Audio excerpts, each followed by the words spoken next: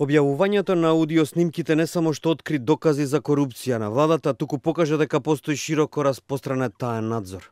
Ова за Македонија се наведува во годишниот извештај на Amnesty International за состојбата со човековите права во светот.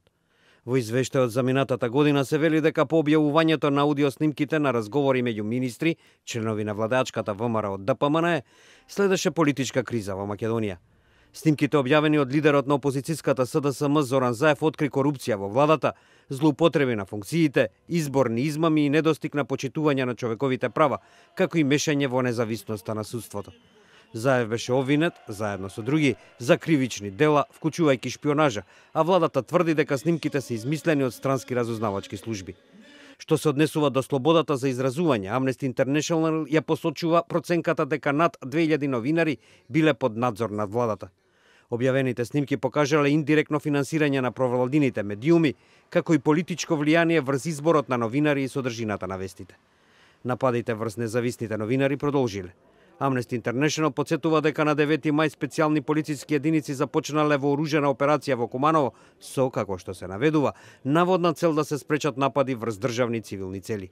При тоа загинале 14 етнички албанци и 8 полицајци, додека 30 лица, вклучувајќи поранешни членови на Ослободителната војска на Косово, беа уапсени. Некои наводно биле тепани во притвор. Министерството за внатрешни работи, како што се додава, ги игнорираше повиците за независна истрага.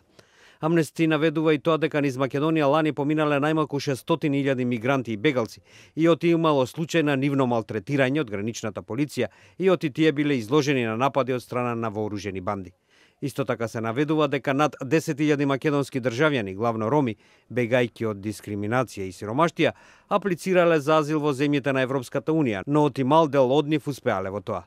Што се однесува до правата на ЛГБТИ заедницата, се подсетува дека во текот на неделата на гордоста во јуни, активисти протестирале против неуспехот на властите да ги истражат нападите врз припадници и простории на оваа заедница. Годишниот извештај на Amnesty International се однесува на 160 земји во светот, при што било документирано дека повеќето влади ги прекршиле меѓународните права. Констатирано е дека во над 122 држави биле измачувани и малтретирани луѓе. Самиот систем за заштита на човековите права е подзакана и има потреба од заштита. Системот кој внимателно е граден над 70 години, сега треба да биде заштитен, рече генералниот секретар на организацијата Салил Шети.